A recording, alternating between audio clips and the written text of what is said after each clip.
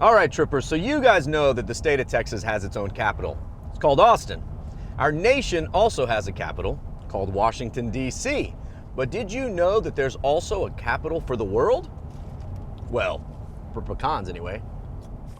San Saba.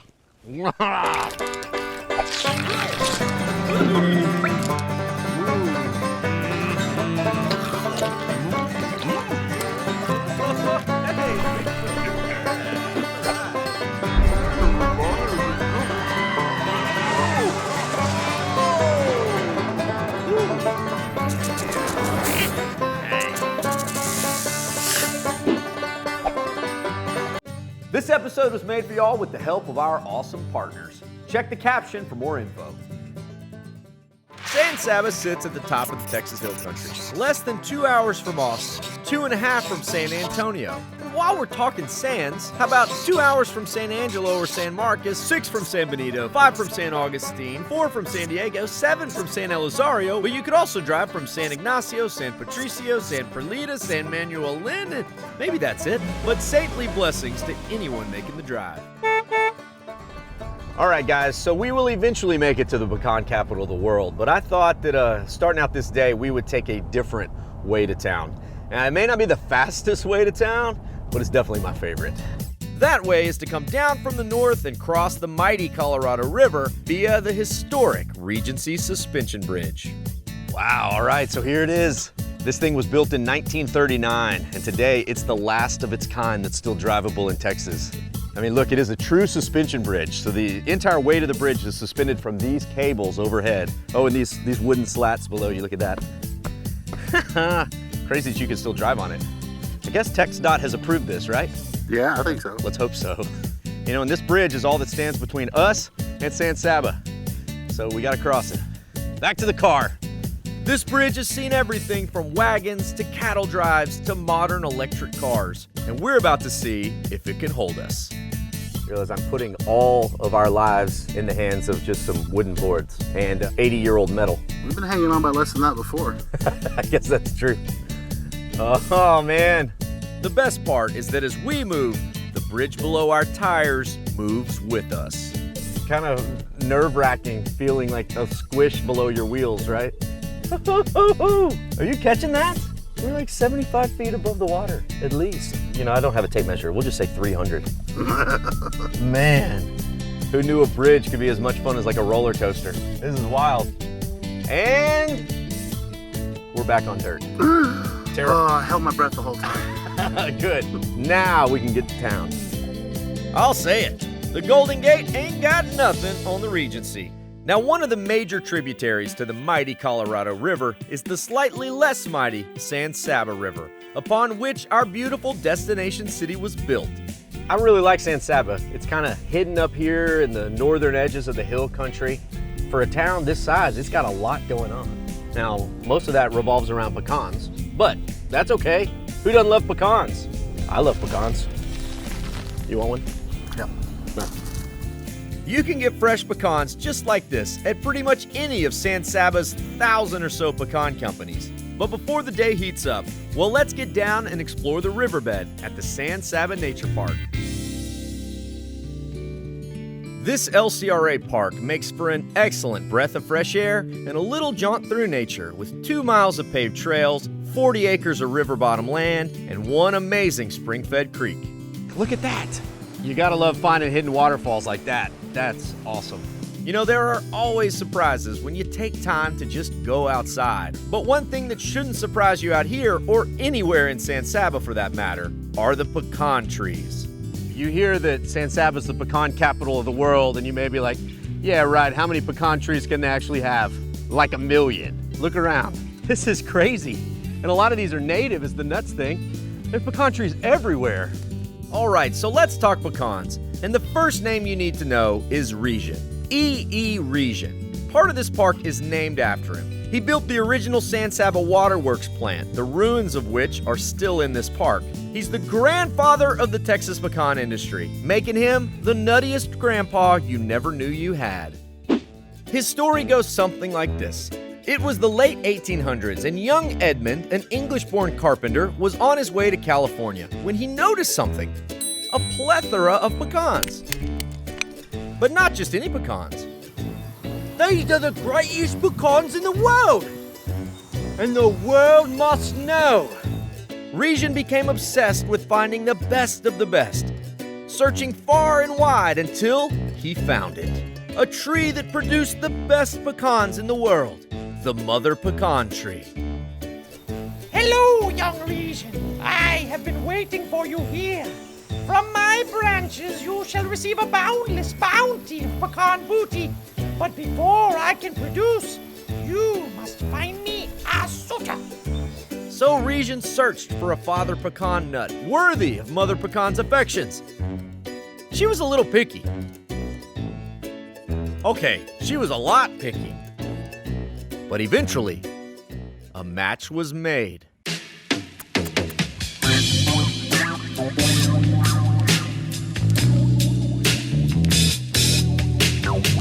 And from that day, her offspring have become some of the most popular pecan varieties in the world. Thank you, Mr. Risien. So believe it or not, the Mother Pecan is an actual tree. It's been called the most famous pecan tree in the world. Unfortunately, it is on private family land. However, the family that owns that tree is still in the pecan business. Let's go pay them a visit. Today, they are the Millican Pecan Company, run by Risien's great-great-grandson, Winston Millican. All right, so the sign out there says 1888. That's a long time ago. Yes, it was. It was. Are the Millican pecans still coming from that old family land? Yes. Orchards out at the mouth of the San Saba River where it dumps into the Colorado. There was over 1,000 trees planted out there. Now there's about 350 left because they're great big. Yeah. A Texas and family tradition combined. And today, it's not just nuts.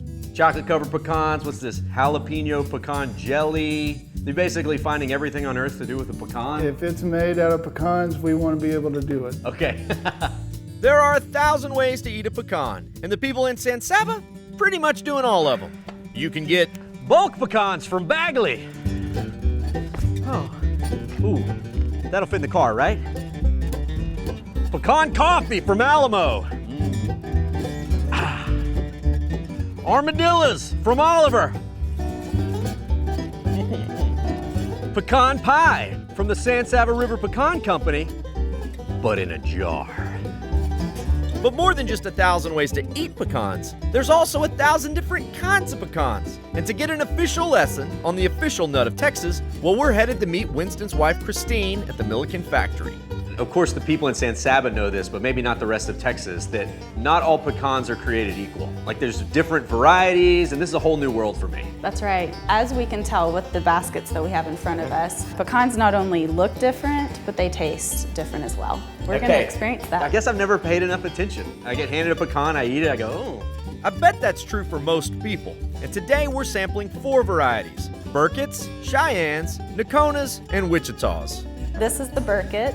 That is a really solid, good pecan. It is. I mean, almost buttery in the mouth. Mm-hmm. It is.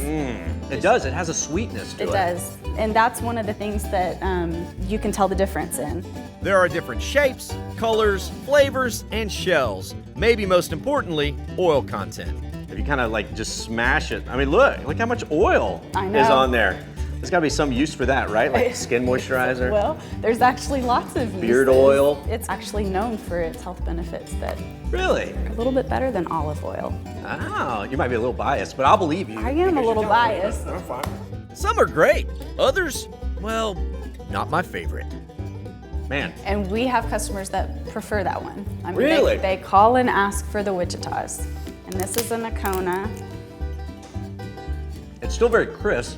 I'm not getting nearly the same sweetness. Yes. I'm getting a lot more nuttiness. A little bit drier, kind of turning Millie in my mouth, versus those didn't at all. That's right. Well, and that's a sign of a sophisticated taste palate. You heard her say it, folks. It's true. She said it. He's already on TV. His head's big enough, okay? Would you call me a pecanisseur? I would say that you speak Pecanese. So maybe my taste buds are up to par, not my shelling skills. I think we should have a challenge to see who can crack one the fastest. Against that guy? 5, 4, 3. If you're a cheater, you'd go ahead and start. 2, One bunch of cheaters. All of them are cheaters. Come on. I'm just gonna eat the whole thing. Look at this man. That's the cowboy way. Pocket knife and a thumb?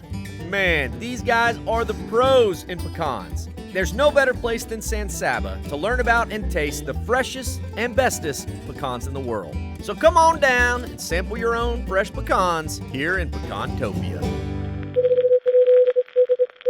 We now interrupt this programming to remind you to like and subscribe. Now back to the road. But old man Risien said it best himself. Man cannot live on pecans alone. I mean, he probably said that, right? And so it's time to find some lunch. Now, you know me. Anytime I see a smoky pit pumping, it pulls me in like a tractor beam. This is Young's Burritos and Barbecue. I know, not a common combination amongst barbecue purists, but trust me on this one. You know, sometimes the best barbecue joints ain't exactly the fanciest barbecue joints. We should call that character. And the character in this place is as thick as the smoke. Plywood ceilings, faux brick walls, big picnic tables. But hey man, it doesn't take a fancy building to make dang good barbecue. Just smoke, time, and a whole lot of passion.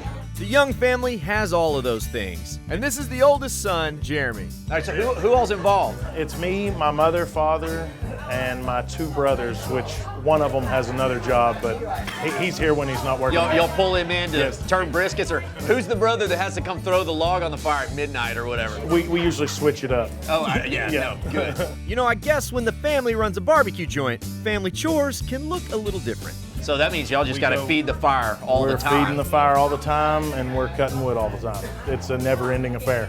Do you have to get your own logs? We do a lot of the time. That's scratch barbecue when you got to go out and cut your everything. We just don't butcher the cows. That's the only thing we don't do here. The Youngs definitely have their own touch. They cook on their native mesquite logs and let brisket and pork ride these shorty pits for 16 hours. Low and slow. Low and slow. Lots of time. Lots of time. Well, brisket's an art form. Yes, yes. I mean, without a doubt. Especially in Texas, yeah. Yeah, without a doubt. And while Young's brisket easily stands on its own, well, the Youngs have a way of mixing Texan and Mexican tradition into one serious lunch, the brisket burrito. You can get your choice of like red sauce, green sauce, cheese, pico de gallo, barbecue sauce on your burrito. How should I have it?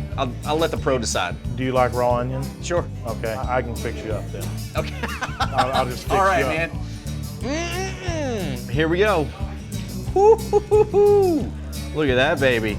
Got some pico de gallo, some verde sauce, brisket. All right, first off, right, you're supposed to sample the barbecue without sauce. Let me just get a piece of this brisket. Oh yeah, that's good. Here we go. Oh man, yeah, spot on.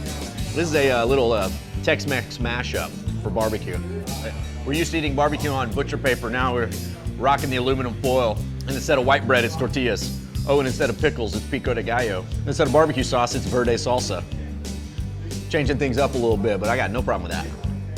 This is the kind of lunch that'll keep a man young.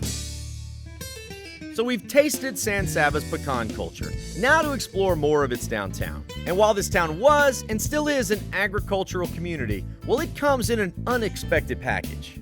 I gotta say, it's sort of the undiscovered towns that I get the most excited about, you know? I would put San Saba in that category. In the heart of town, you'll find tripper-worthy spots like the oldest operating county jail in the USA, dating back to 1884, a spring-fed swimming hole called Mill Pond, and a giant boot in the sky, which is a sign to all trippers in these parts, it's time to go shopping. This is Harry's Boots, the small-town Western store to end all small-town Western stores. Because, well, it ain't so small these days, but takes up 5 storefronts with the walls knocked down in the middle.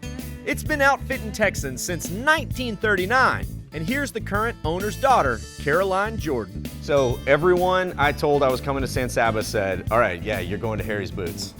Absolutely. Yeah, it's like the landmark. Definitely landmark, historic for ages. I mean, people's kids, grandkids, everybody comes here. It's a family tradition to come and get your yearly boots at Harry's type of deal. Harry's still caters to the working cowboy or cowgirl. But in the days of modern cowboys, well, they need a little bit more than just horse riding boots. Man, there's like some colorful boots. A little bit of a frog, genuine frog leather. That's frog boot? Yeah, then you've That's got a big frog. Some hippo up here that's gonna, you know. You're lying. What? No, yes. Oh, just wait till you see the sea bass boots. Harry was the original owner's son, and while he is gone, well, the tradition lives on. Our traffic is over a 100-mile radius, everywhere from Austin, San Antonio, Dallas, Fort Worth. It's not just about the product itself, but the buildings and the history that holds within, so. I get that. I understand that completely. Over the years, these 5 rooms have housed everything from drugstores to hardware shops, and the old weather records are still scribbled on the walls. Actually starts right over here. In 1923, it snowed. Here it's like 85 degrees today, so kind of cool stuff. Tells you a little bit about the swings in weather we have in Texas. Belts, boots, horse tack, everybody can find something in here with their Texas-sized name written all over it. But Harry's isn't the only surprise on the street. There's the renovated and trendy Doffelmeyer Hotel, Oliver Coffee Shop, San Saba Olive Oil Company, with dozens of flavored oils and vinegars. Man, this is kind of like a oil and vinegar candy shop. Not for the kids, but for the more sophisticated palates. Cayenne, smoky chipotle, pomegranate, pecan praline. Okay, here we are. We're in the pecan capital of the world. I gotta try some pecan praline. Wow, it's a crazy juxtaposition of the really kick you in the back of the taste buds vinegar and really sweet honey, you know, like a pecan praline. Wow, it's good. And then there's one of the highest awarded wineries in the state, Wedding Oak. And this is owner Mike McHenry. Our focus is on growing Texas-grown wines. We want wines that originate in Texas in the field and in the vineyards and then are turned into award-winning wines here at the winery. Among their 16 Texas wines, well, you won't find popular grocery store styles like Cabernet Sauvignon or even simple Chardonnay. These wines feature grapes that grow well in Texas.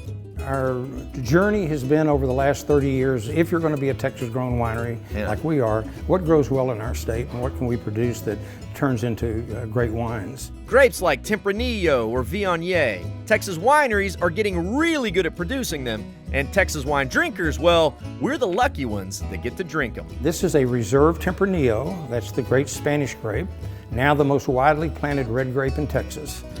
Ooh, that hits in all the right places. This one right here is one of the best I've ever had. Thank you. So I understand there is an actual wedding oak. Absolutely, and when we named our winery, we were looking for something that was really symbolic of our area, and the wedding oak tree is unique. It's on the list of Texas famous trees. No way. But what makes this tree so unique is that up inside of the canopy there are these heart-shaped scars where the old branches fell off, and just get that beautiful feel for it. Ooh, well I know where the crew is headed next, and it's just 5 minutes outside of town.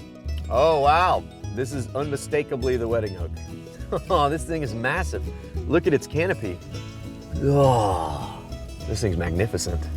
Hey little pony. You know, I've always loved standing below old trees. They are living, breathing giants that have been around longer than any breathing human being. This tree got its name because it was a famous site for early settler weddings. But even before that, it was a well-known Indian meeting place. You know, they say it takes 5 adults to reach around this trunk. So, let's try it out. Yep, they're right. Legends abound about this tree. But are you ready for another, a little bit spooky here in San Saba? Well, let's head to the high school football stadium. Now, signs call it Rogan Field, but to the locals, it's the graveyard. And not just because it's buried the dreams of many opponents. You know, they say in football, all that matters is what happens on the field. But here in San Saba, it's also what happens underneath the field. 6 feet underneath the field. You see, before this was a football field, it was a graveyard. And when they readied the field for play in the 1930s, they just moved the tombstones, not the bodies. Meaning, they're still down there. The legend tells us that when an opposing team comes to play and unexplained things foil their efforts, well, they say it's just the spirits rising up from their unmarked graves to help their local armadillos win. You know, I'm not one to believe in that mumbo-jumbo, but we're gonna run a little test anyway. There's nothing San Saba armadillos hate more than Goldthwait eagles. So I figure if these spirits are gonna come out, well, this ought to upset them real good. I dare them to try and stop me. Does it go like that? No, just like that. There we go. Houston 42! Houston 42! Hut! Ah! What was that? Oh, Richie, throw me a pass. Yeah, okay.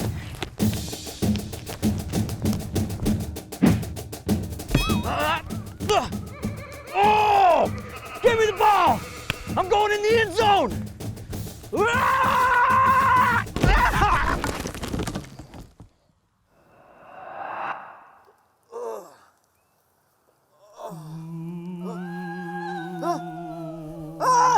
Ah!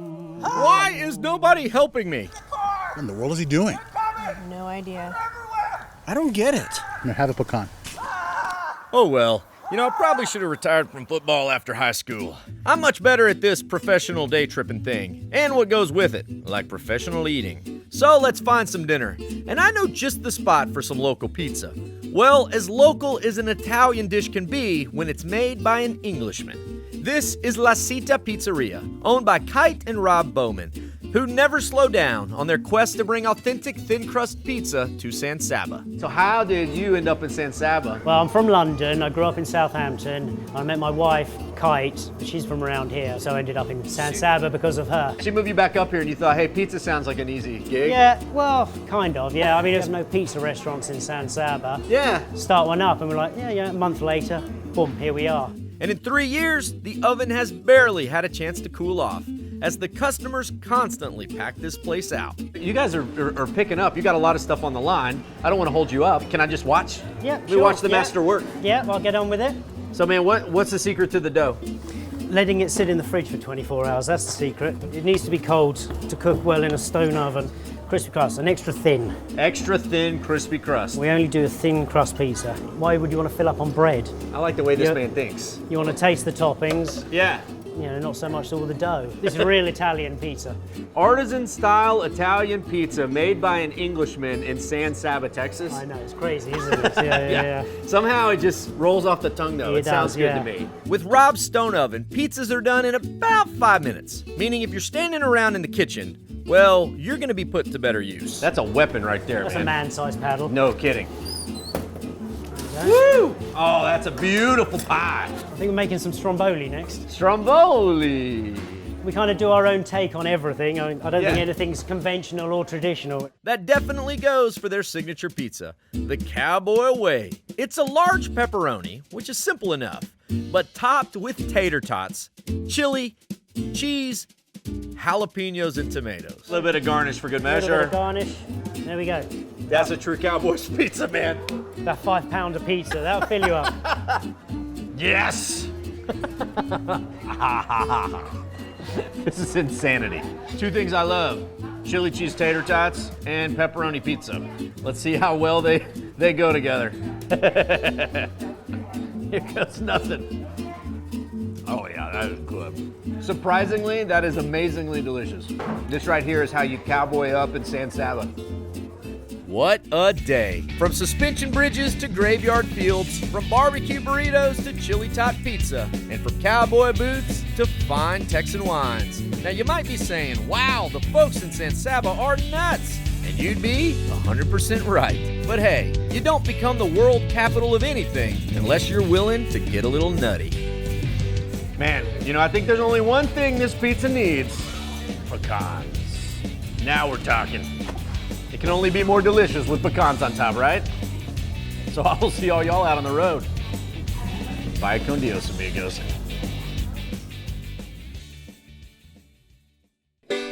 You see, before this was a football field, it was a graveyard.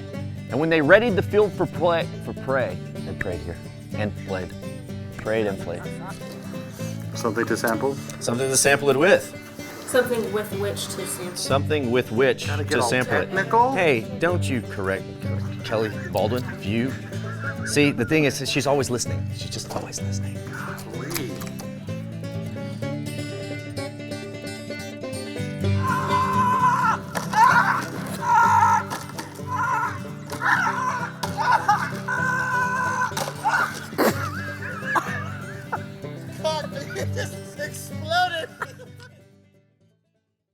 Howdy, y'all. Follow along with my adventures at Chet Tripper on Instagram and at The Day Tripper TV on Facebook and YouTube.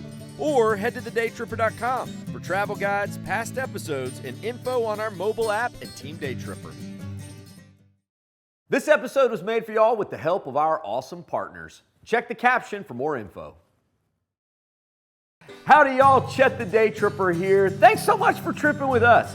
Remember, while you're here, like this video, subscribe to our channel so that we can stay out there on the road and keep on tripping. Did we miss anything in this town? Leave us a comment, let us know. We love finding out about new stops with all of your tips. And if you love Epic Texas Day Trips, remember to check our channel. We got a lot of them on there. Also, don't forget, if you want some sweet Day Tripper merch or another cool Texas-made product, come see us in Georgetown at the Day Tripper World Headquarters. And you can also shop online if you check the link down there in the caption. All right, y'all. Bye con Dios, amigos.